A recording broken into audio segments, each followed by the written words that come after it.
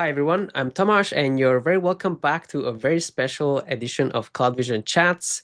It's that time of the year again. The change control windows are closing, the festive lights are blinking on the dashboard, although hopefully they are green and not the red ones.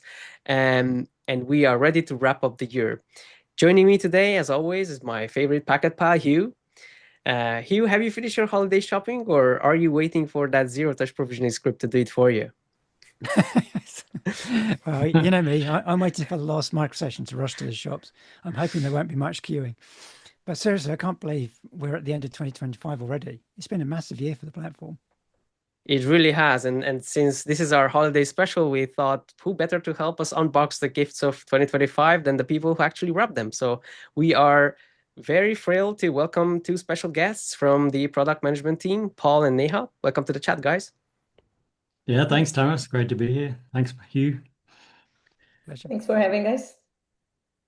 Awesome. So today we thought we are going to do things a bit differently, and we wanted to kind of ask you guys what were your favorite features of this year. Yeah, it's been a really big year. Lots of stuff happening within CloudVision. Lots of great customer conversations and developing so much things that are really different within CloudVision than what they've been over the many years since we've had the product. So yeah, great to be able to kind of share some of our favorite things from the year for sure. We'll cover topics with day zero, day one, day two provisioning of your network right from the start when you don't even have the devices. How do you define your campuses and onboard them to your network? And then how to operate them every day with minimal interruption and keep your networks running smoothly. And then we'll also look at some specific features that are our favorites, like some related events on the new enhancements on the event side of things. Sounds good. Who wants to go first? Yeah, I'll jump in here. So, all right. So, you know, CloudVision for a long time has been addressing all these different types of operators, and we've had a really big focus this year, over the last couple of years actually, but in this year in particular, around how do we make the product really great for campus operators, really suitable for those, different types of networks that you see in the campus, and how do we just make things really easy. And so it's been really great to see some of that come into the product and very different to how we've traditionally done things within CloudVision. And those who have, grown up with the product, it's very different to how we handled provisioning, back, 10 years ago. So as Tamás and Hugh will well know. So, this kind of dashboard view here, it's, building out our network hierarchy view, kind of multi-domain network hierarchy. So you can see all your campus networks, your data center networks, your WAN networks, all within the one view here, and combining network telemetry and provisioning in a single view, which is not something that we've done in the product before.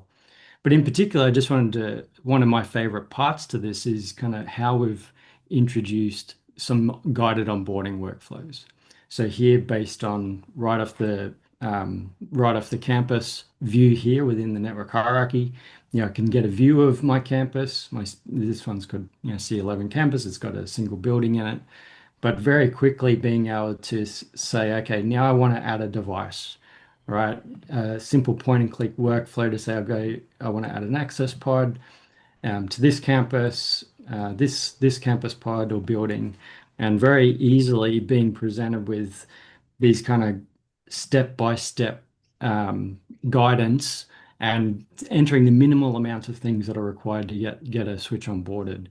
And one of the things that we're excited to bring into these kind of workflows is just make it easier for the user to understand what's going on while you're doing something, right? So here on the right, we get the topology view.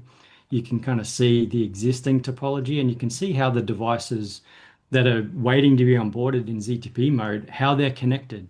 You don't want to be flying blind when you're kind of deploying a new wiring closet. So being able to see those things as you walk along and kind of just simply walking through a workflow, finding opportunities where you don't have to make the user do too much thinking, right? So for example, adding a host name prefix, and then if I had 10 devices in this list, it's just going to auto generate um, the the host names for me.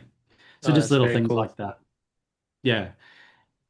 And whether I'm setting the EOS version at a campus level, or I've got a requirement to do a different version at various levels within there, I can do that, supporting in-band telemetry.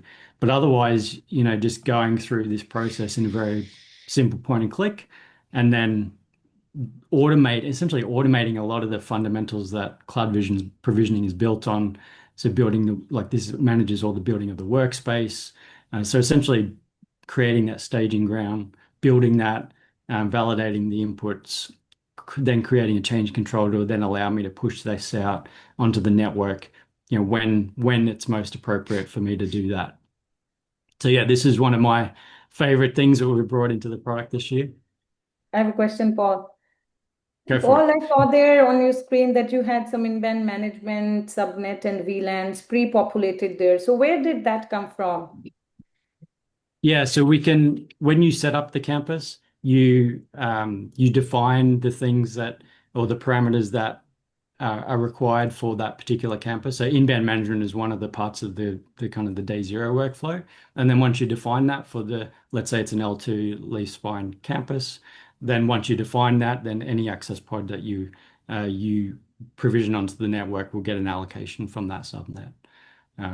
Yeah, so we can see here that the workspace, the build process completes, and then you get an opportunity to kind of review this. And this is what I was talking about, building on the fundamentals of the provisioning within CloudVision. So you get the audit, you get the kind of the audit trail, the RBAC associated with provisioning. So it honors all those things, and you can kind of review the proposed changes here before rolling them out. So, oh, does this sort of link back into the studios? So you can use this in conjunction with studios as well as that dashboard you're showing us? Yeah, absolutely. So the idea here is that we've built out these built-in studios based on all of our best practice Arista validated designs, and this network hierarchy and the quick action kind of workflows. They're essentially an automation layer on top of that. So if I'm already using studios, there's ways to be able to use the network hierarchy. If I'm starting from scratch, I can just start within the network hierarchy, and it essentially then automates the population of those studios. Cool. So it's not exclusive to one or the other. You can have both at the same time if you want to use. Yeah, Both exactly. together. Cool. That's very cool. And I also saw you are also able to select the images that you would want to push to these ZTP devices on on one of the screens. So Yeah. that's really cool. You don't have to go to the software management studio. So you can do that from that quick action, which is cool. Yeah, built right into the quick action, so that I didn't select one in my example because having defined one for the entire campus beforehand, I can define that once for my campus and then have it push. Any devices that get onboarded will receive that device, or I can override them as part of the onboarding. So I can't wait to see this for DC as well. yeah. Yeah, exactly. I mean, this network hierarchy that we're building out is really, something quite unique, and something that, we're able to do because we have single EOS across all different types of networks. And so single CloudVision on top, having this really unified view here, it's going to lay essentially the new foundation for where to kind of launch off to do things within CloudVision. Awesome. Very cool. And it's not just going to be campus. Did I hear that right? You're going to look at expanding that into data center and beyond? Yeah, exactly. So it's data centers supported, initially, and then as we kind of build that out around campus customers, we're going to add in DC specific workflows and views and WAN, and even down the line something a little bit more custom. All right. What else you got for us? Okay, let me talk about Yeah. some day two operations and how we have taken this one step further and develop workflows which will help our campus operators to manage their day-to-day networks really easily. And if you just think about it, a campus operator does not need to know like end-to-end details of the entire network on a day-to-day basis. Like they might be doing very small changes, changing a VLAN, or even just they find a user device is not responding. They just want to toggle the PoE, things like that, like very simple functions which should be like quick. But in normal life, they are difficult to do because it's not so easy to do it from the UI.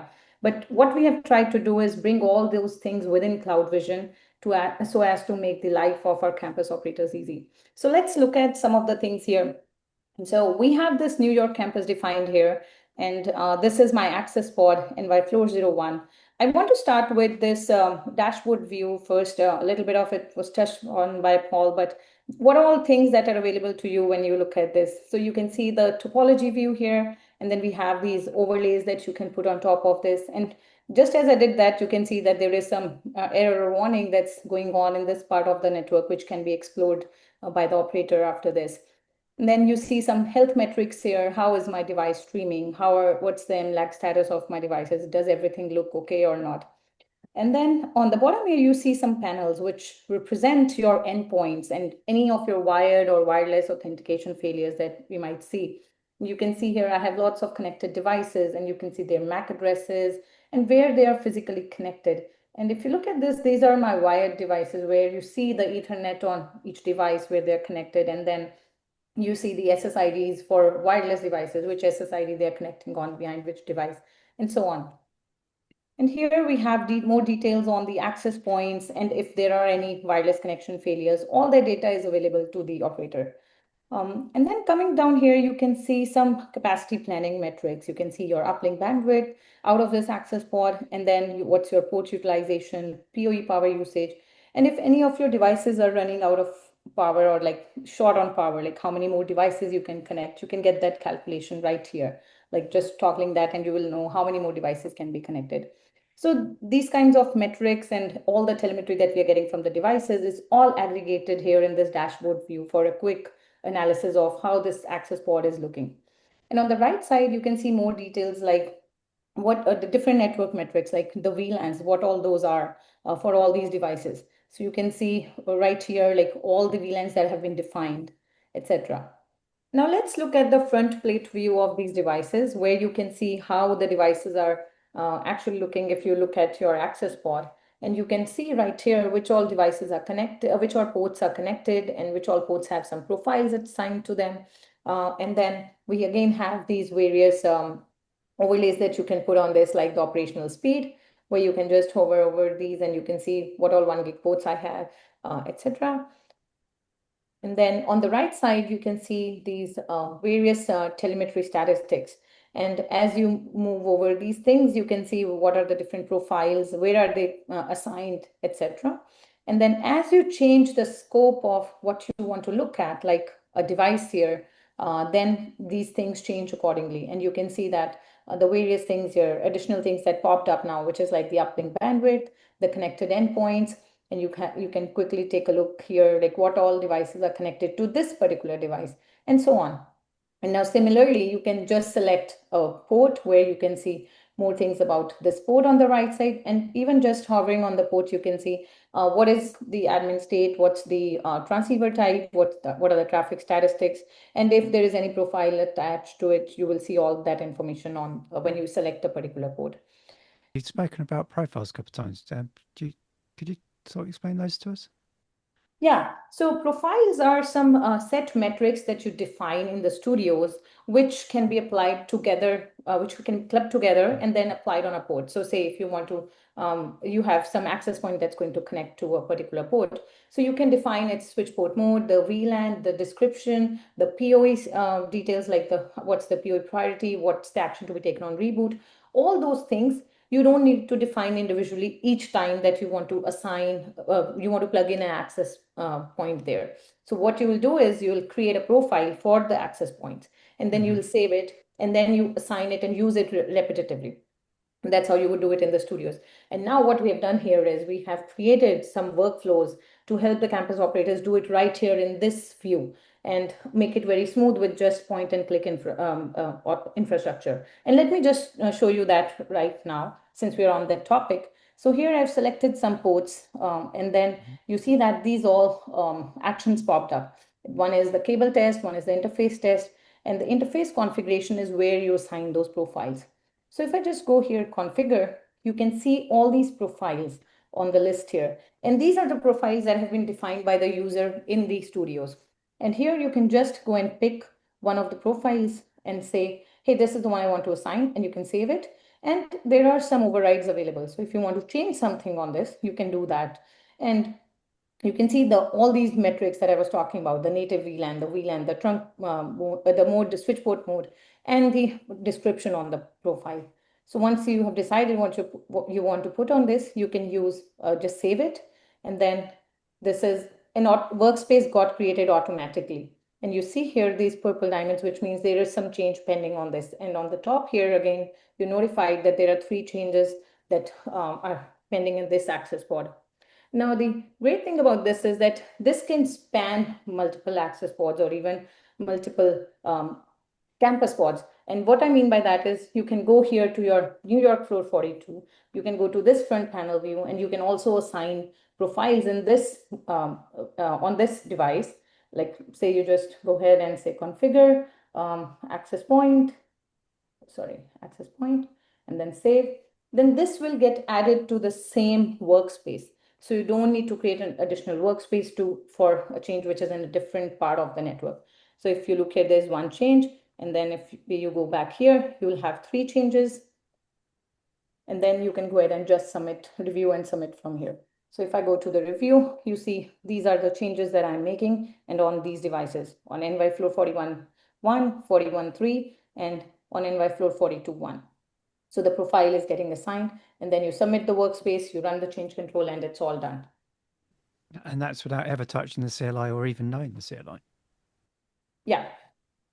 Wow. It's right there. Just point and click. And if you want to change something, you put some inputs. Otherwise, yeah, it's just, hey, next, and you're done. That's very cool. I think that will help a lot of our customers, especially campus customers. Yeah. They are not CLI jockeys like the DC guys. Right. Yeah, that's right. And this front panel port view has really been designed around that. So we have different types of customers, that need to configure networks. And remember, one customer was, they had broadcast engineers that, they're responsible for all things video and audio, but, they need to be able to go and plug in a device and configure a port. And so that really enabled that workflow really nicely for them. So it's not really just a campus sort of how to put it, solution, as this can be applied to lots of other sort of places as well, like TV studios and things. Yeah, that's right. So campus is obviously where it fits in the network hierarchy today, but as we talked about, expanding that to different parts of the network or different types of networks, this common front panel port view is something that will be available throughout. So. That's really cool. I like that. I really like that. I've noticed that there are 4 switches in this view. Does that mean that they are stacked? So what Arista calls it is a virtual stack. And by that, what I mean is it's collecting all the statistics from these devices and showing it together to the customer. Now, when we think about the various topologies that can be supported in this, it can be your leaf spine topology. It can be your devices connected in an MLAG. It can be any SWAG group, which is switch aggregation group. It can be that, which is a physical stack. And we show it as a single device on this. And then it can be any non-SWAG pod, like the other examples that I mentioned, which also includes showing a modular switch here in the access pod. So all those various topology designs are supported by this view. Nice. Now, I noticed somewhere that you were doing, there were some cable tests on one of the views. Can you sort of talk to us about those? Yeah, sure.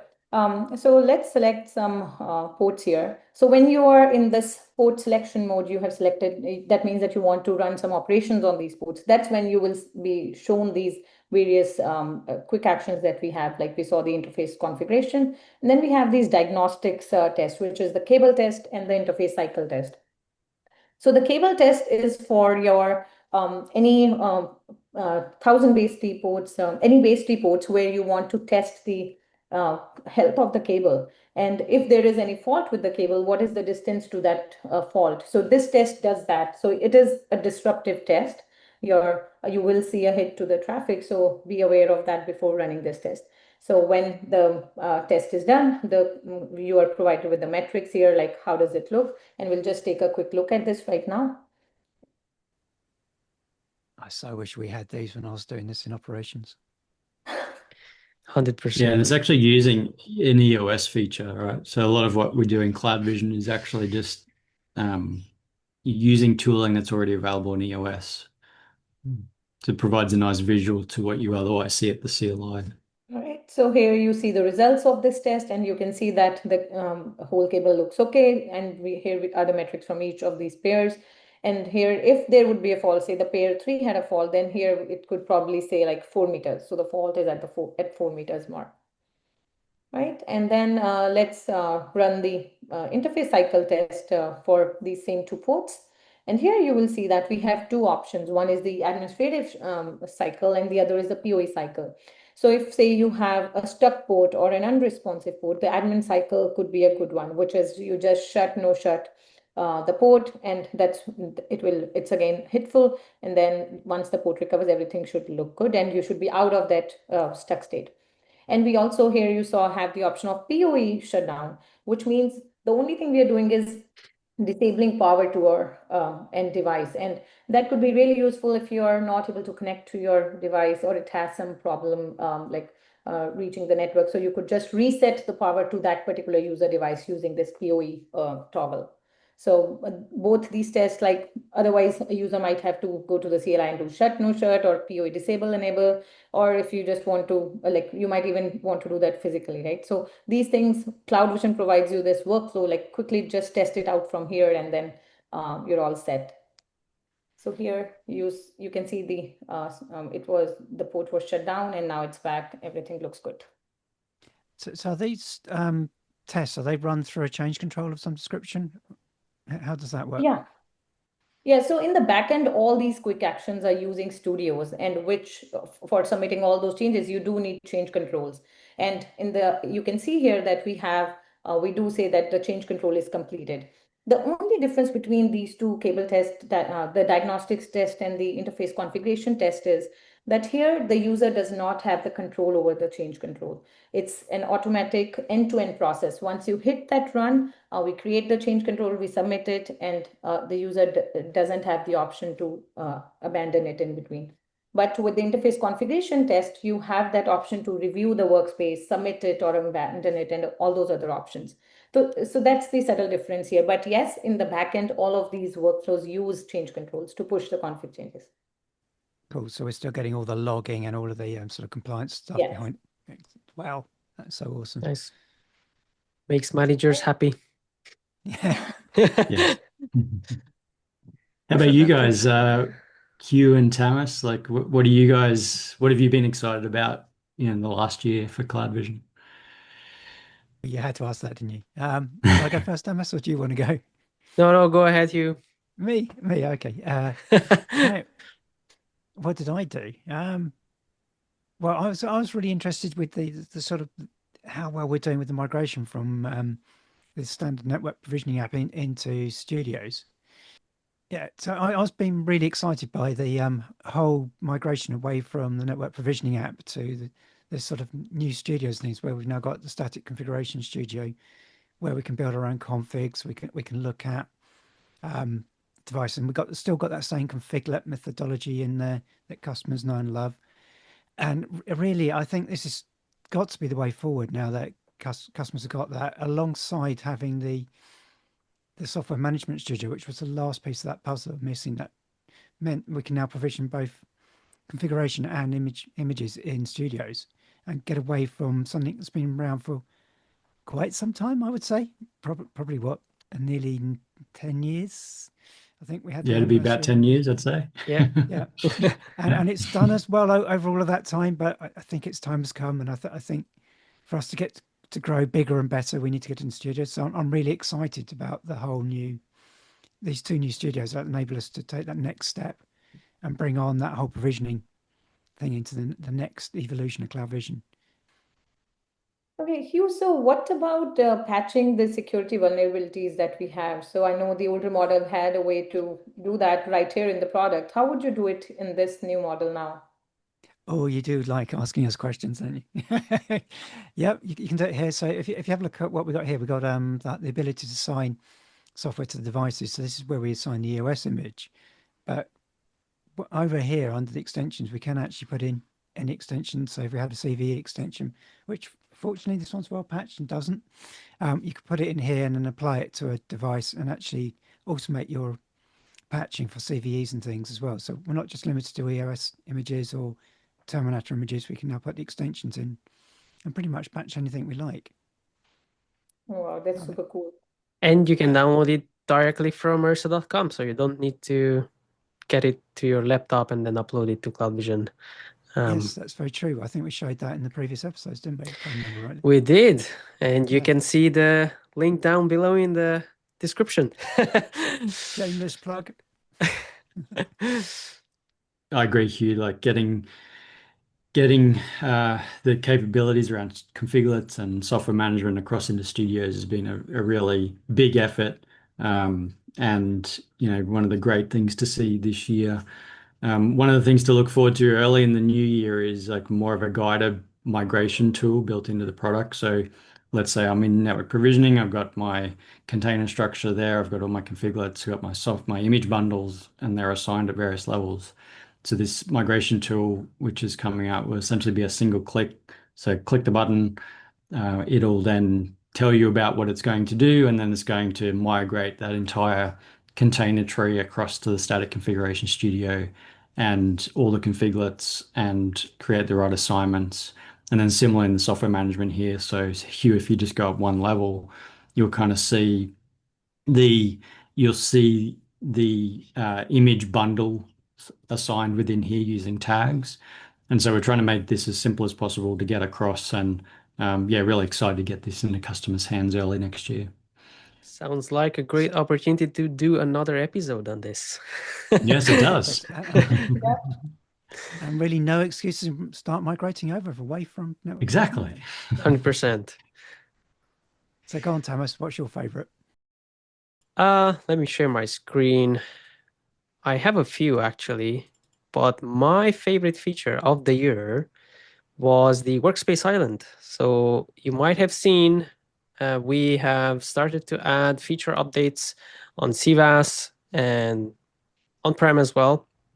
But on CVAS especially, we had introduced splash screens, which I really, really like. And splash screens will show you how new features work, basically.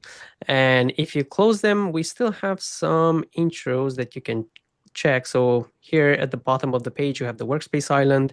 If you don't have this, you can enable it from the settings page, from the features tab. This is a GA feature, and it helps you a ton to streamline your workspace builds and reviews. So, for instance, if you click on View Intro, it will tell you how we've changed how workspaces are and how you can use them within studios. And you also have this nice explanation here, which is really, really cool. And then instead of, before, the way it was is whenever you were building workspaces, you had this UI, and if it failed, you had to go back. Sometimes it didn't go back to the pages you wanted to, so you went back to the studios page, and it was a lot of back and forths. So all of that now has been solved with this, and now you have these model views, which brings up the workspace review. Then you can review all your things here. For instance, in this one, I'm trying to upgrade the switch, so it will tell you the proposed software changes. And as we shown in the previous episode, we also have this very cool new banner that tells you if there are higher maintenance versions in EOS, which I also very much like. Scan has been saying it in all his quality talks that if you are upgrading, you should always go to the latest maintenance release. These are always bug fix releases. They don't contain any new features, and we heavily test them. So no point in upgrading to lower versions. But back to workspaces, once you review these, you can, either submit Workspace, or if you want to do some modifications, you can just close this and just do further modifications here, and then you can rebuild with this rebuild button.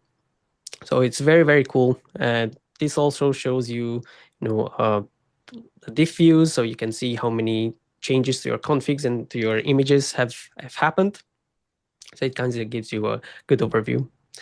So yeah, this is my favorite feature. I have some others. For instance, the request recorder, which is a bit of a geeky feature and mostly useful for us in tech, but also can be useful for people who like automation and are very lazy reading our API documentation.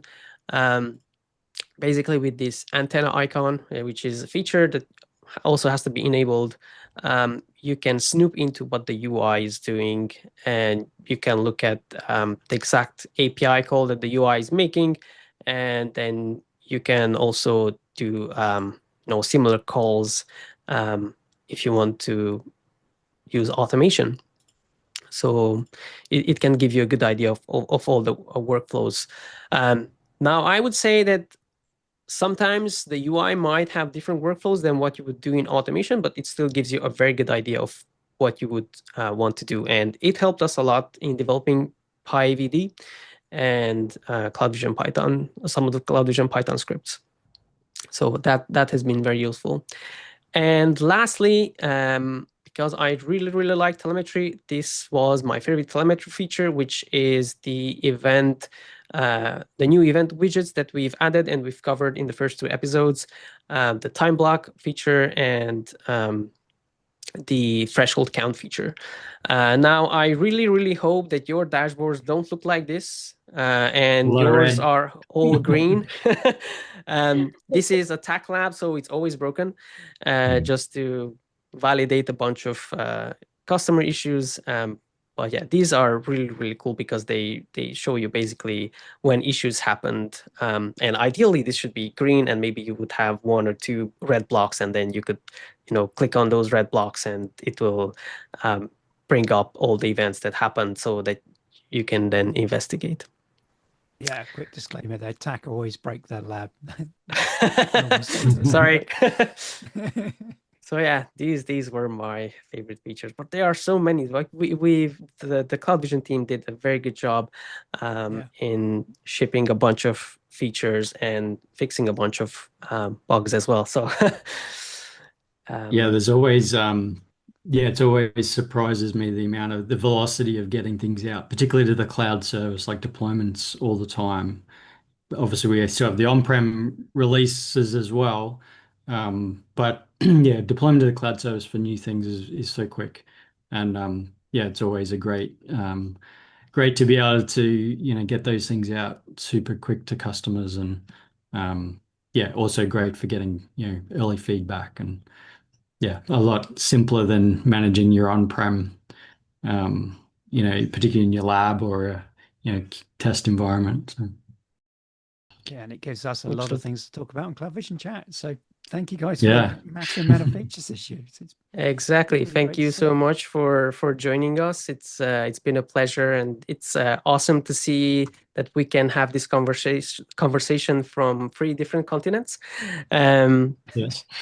And with that said, happy network freeze for everyone. And if you are the one who picked the short straw on the winter break on-call roster, then thank you for your service on behalf of everyone. And I hope that your holidays will be full of peace and no on-call pages. So yeah, hope you enjoyed the chat, refresh your mind, and got something useful to explore. And see you in the new year. See you in the new year. Thanks, Tamas. Thank you. Thank you. Thanks, guys.